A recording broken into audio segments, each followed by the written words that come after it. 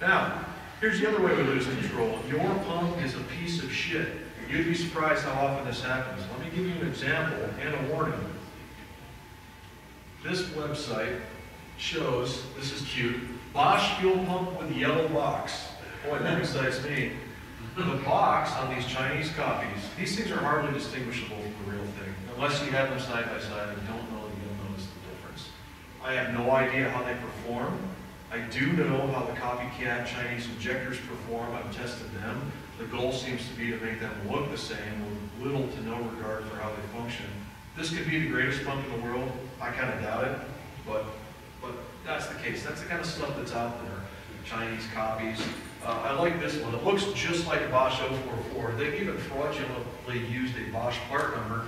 If your pump is a piece of junk, you lose control of your fuel pressure quite often. Unfortunately, I think there's more and more of that going on. Although I don't have any particular place to point a finger other than that website, I just know that it's common. There are numerous ways to make sure that it doesn't happen to you. I suspect there are a lot of good pumps on the market. I can say from experience that the Weldon stuff is very nice. It's probably not the only good thing out there. Our experiences have been good, and we like the fact that they offer real data. They say our pump flow is this much. Well, they give you this chart to show you exactly what you can expect from the pump. And as it turns out, if you do a little testing on your own, you'll find out that that's exactly the case, that the data they give you is accurate. So if you are designing a car, designing a fuel system, you know how much power it's going to make.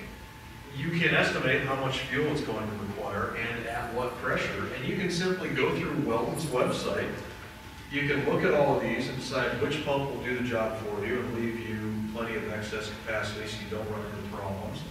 You'll know at that design point how much current it draws, so you can go look it up on one of those charts and find out what size wire to go to. And you should be able to essentially do this on paper and get it done and make it right the first time so that you don't have to worry about it, because the data and the quality products exist.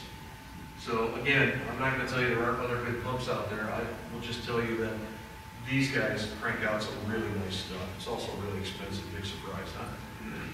That normally goes along with it.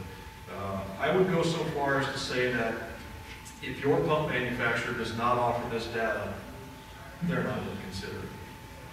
How can they make a claim about what their pump can do if they don't have any data to represent it with? So one of the best ways to stay out of trouble is buy pumps from people who will give you the data you need to be able to make sure it's the right pump for the job and to choose it where appropriate.